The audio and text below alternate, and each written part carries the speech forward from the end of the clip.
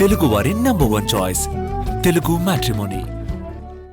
ములకల చెరువు నకిలీ మద్యం తయారీ కేసులో మరో 7గురిని నిందితులుగా చేర్చేందుకు రంగం సిద్ధమైంది.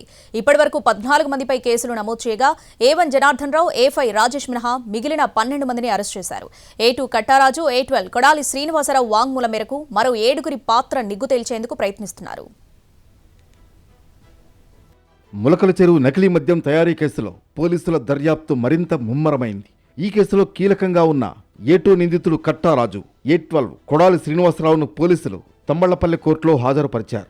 కోర్టు వీరిద్దరికీ 14 రోజులు రిమాండ్ విధించింది. వీరిని మదనపల్లి సబ్ జైలుకు తరలించారు. కట్టారాజు అరెస్ట్ సమయంలో అతని వద్ద నుంచి ఒక డైరీ, ల్యాప్టాప్ను ఎక్సైజ్ అధికారులు స్వాధీనం చేసుకున్నారు. నకిలీ మద్యం తయారీ దగ్గర నుంచి అమ్మకాలు, కలెక్షన్లు, వాటాల పంపిణీ కట్టారాజు చూసుకున్నట్లు తెలుస్తోంది. కృష్ణా జిల్లా ఇబ్రహీంపట్నానికి చెందిన కట్టారాజుకు ప్రధాన నిందితుడు జనార్దన్ రావుతో 1990 నుంచి పరిచయం ఉంది.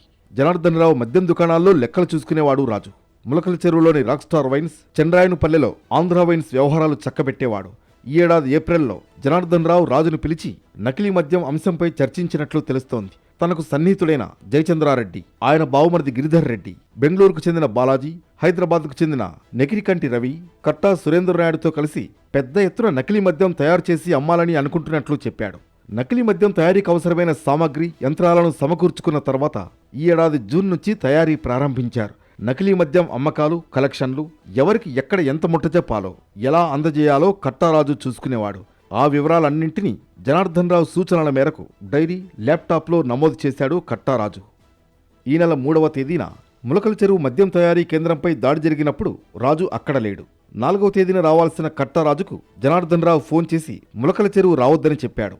జనార్దన్ రావుతో పాటు బాలాజీ, రవి, జయచంద్రారెడ్డి, గిరిధర్ రెడ్డి, కట్టా సురేంద్ర నాయుడు, టి రాజేష్తో పాటు మరికొంతమందికి ఈ నకిలీ మద్యంతో ప్రమేయం ఉందని కట్టారాజు వాంగ్మూలమిచ్చాడు. రాక్ స్టార్ వైన్స్ కు సంబంధించిన అన్ని ఖాతాలను జయచంద్రారెడ్డి ఇంట్లో పనిచేసే అన్బురాసు చూసుకునేవాడని చెప్పాడు. ఆయన వాటా సొమ్ములను ఆయన ఇంట్లో పనిచేసే అన్బురాసు తీసుకుని కట్టారాజు వద్దనున్న డైరీలో సంతకం చేసేవాడు. కట్టా సురేంద్ర నాయుడు కమ్మవారిపల్లెలోని తన ఇంట్లో నకిలీ మద్యాన్ని నిల్వ చేసి పరిసర గ్రామాలకు సరఫరా చేసేవాడని తెలిపాడు.